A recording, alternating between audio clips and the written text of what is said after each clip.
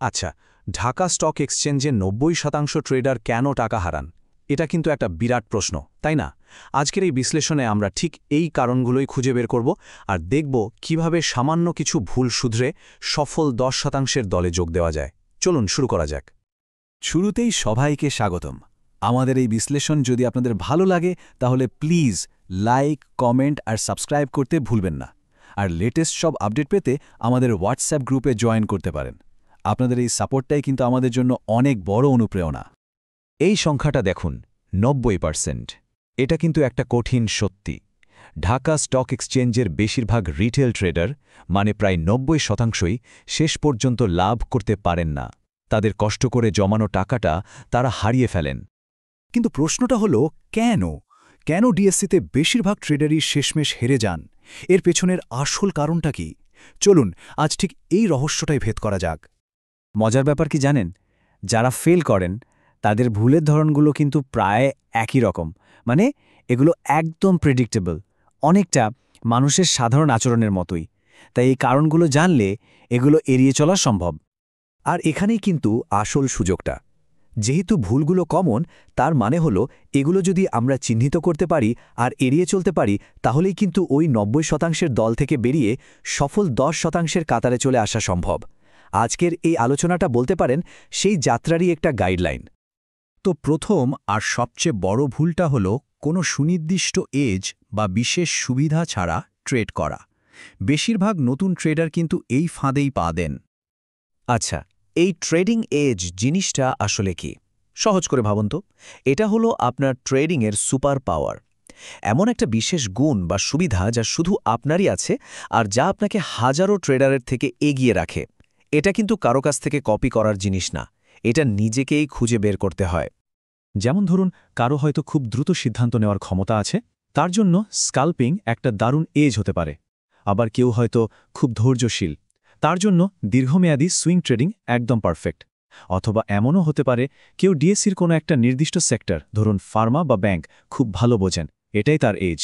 আসল কথা হলো অন্যের কৌশল কপি না করে নিজের শক্তিটা খুঁজে বের করা। এবার আসি দ্বিতীয় মারাত্মক ভুলে। এটা হলো ট্রেডিংয়ের একদম বেসিক অঙ্ক, আর তা হলো রিস্ক বনাম রিওয়ার্ড, মানে ঝুঁকি আর পুরস্কারের অনুপাতকে পাত্তা না দেওয়া। এই স্লাইডটার দিকে একটু খেয়াল করুন, পুরো ব্যাপারটা পরিষ্কার হয়ে যাবে। একজন ব্যর্থ ট্রেডার কি করেন? তিনি ১,০০০ টাকা ঝুঁকি নিয়ে মাত্র ৫০০ টাকা লাভের আশা করেন। এখন লাভজনক হতে হলে তাকে প্রায় ৮০-৯০% ট্রেডেই জিততে হবে, যেটা প্রায় অসম্ভব একটা ব্যাপার। অন্যদিকে একজন সফল ট্রেডার ঠিক উল্টোটা করেন।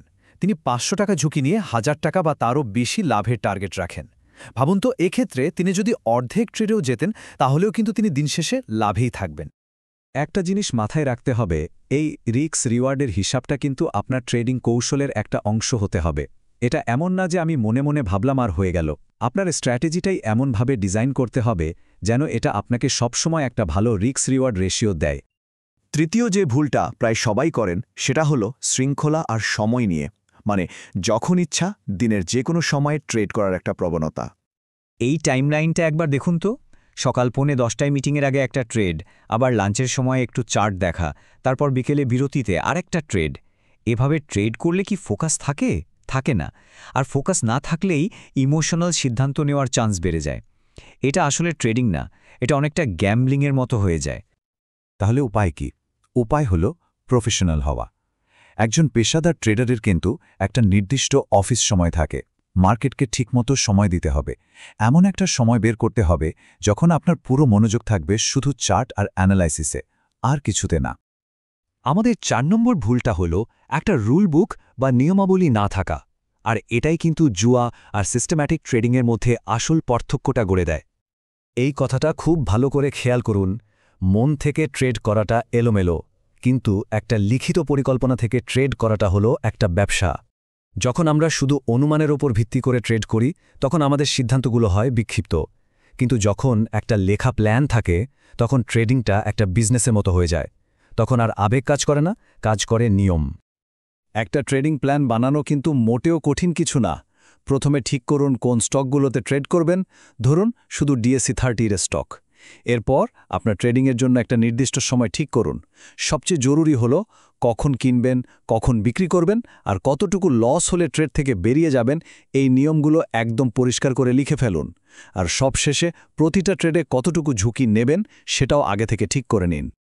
এবং সবশেষে আমরা আসছি পঞ্চম এবং সবচেয়ে গুরুত্বপূর্ণ ভুলে, যেটা একজন সাধারণ ট্রেডারকে একজন সিরিয়াস ট্রেডার থেকে আলাদা করে দেয়, আর সেটা হলো নিজের ট্রেডিং কৌশলকে ব্যাকটেস্ট না করা।